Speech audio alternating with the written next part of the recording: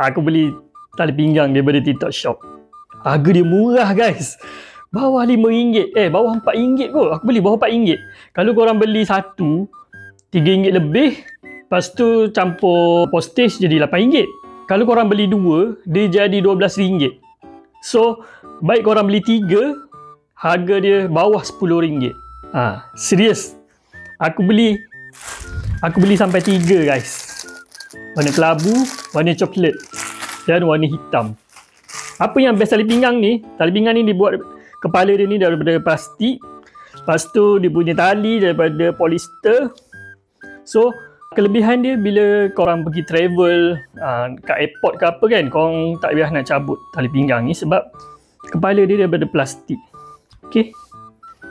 Nampak kemas guys. Sesuai lah untuk anak-anak korang ke yang masih sekolah ke apa ke kan. Cara nak pakai pun senang je. Korang just tarik, buka kepala dia macam ni kan. Korang masukkan macam tu, tarik, tekan kepala dia dan boleh pakai. Nampak guys? Sangat cantik dan kemas. Alright. Harga dia RM3 lebih je.